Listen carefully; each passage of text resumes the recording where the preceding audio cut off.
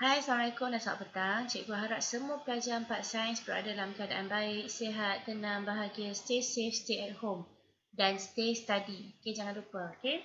Minta maaf sebab cikgu ada banyak kekangan untuk menyiapkan beberapa short videos. Tapi insya-Allah dalam minggu yang ketiga PKP ni cikgu akan cuba usahakan lebih banyak lagi bahan-bahan untuk tingkatan 4 juga. Okey, seperti mana yang pelajar lihat di skrin cikgu ni, ini adalah buku teks. So, pelajar-pelajar boleh ambil buku teks.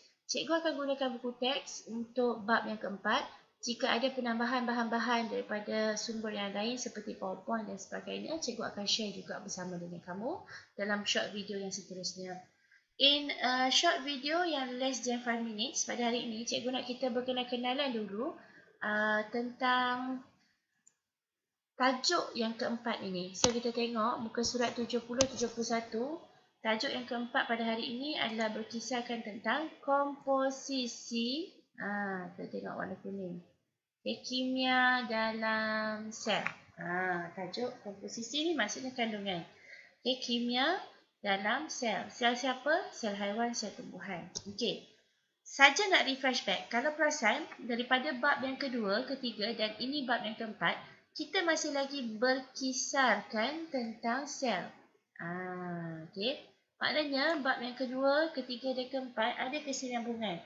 Semua kita belajar tentang apa yang berlaku dalam sel. Okay, kita dah belajar tentang struktur sel haiwan, sel tumbuhan dalam bab yang kedua. Kita dah belajar tentang pergerakan bahan merantas membran plasma, salah satu bahagian dalam sel juga. Dan yang keempat, kita nak tengok komposisi kimia dalam sel. Okey, so dalam bab hari ini, kita tengok apa yang pelajar akan pelajari. So, kita rujuk sikit di bahagian tahukah anda. Okey, sini tahukah anda. So, apa yang pelajar akan pelajari adalah, okey, persoalannya, apakah komposisi kimia dalam sel yang ini? Kemudian, apakah sifat air dan kepentingannya dalam sel? Apakah unsur yang terdapat dalam karbohidrat, protein, lipid dan asid nukleik? Bagaimanakah polimer terhasil daripada monomer? Apakah kepentingan karbohidrat, protein, lipid dan asid nukleik dalam sel? Okey, boleh? Okey, seterusnya cikgu nak pelajar-pelajar lihat subtopik subtopik yang ada dalam bab yang keempat ini. Kita tengok yang pertama, kita ada subtopik 4.1 iaitu tajuknya air. Okay, seterusnya kita ada 4.2 tajuknya karbohidrat. Okey. Kemudian kita ada 4.3 protein. Okey, kita ada 4.4 lipid dan akhir sekali kita ada 4.5 asid nukleik. Untuk hari ini, cikgu akan buat short video yang seterusnya nanti. Kita akan terus masuk ke dalam tajuk yang pertama iaitu air. Di mana objektifnya adalah murid mesti dapat memerihalkan sifat molekul air dan juga murid dapat menghubungkaitkan sifat air dengan kepentingannya dalam sel. Boleh?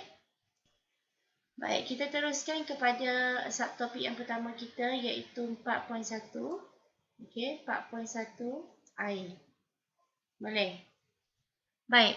Kita refresh back seketika apa yang pelajar telah pelajari semasa di tingkatan 2. Okey, anda telah pun mempelajari secara ringkas tentang air dan sebatian organik seperti karbohidrat, protein, lipid dan asid nukleik.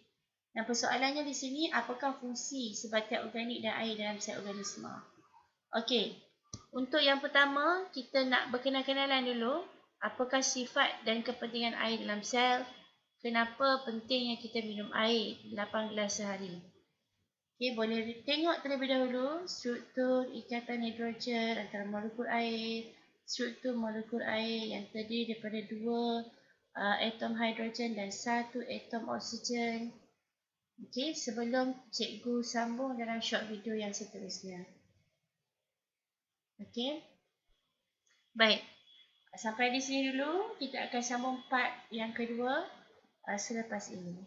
Thank you.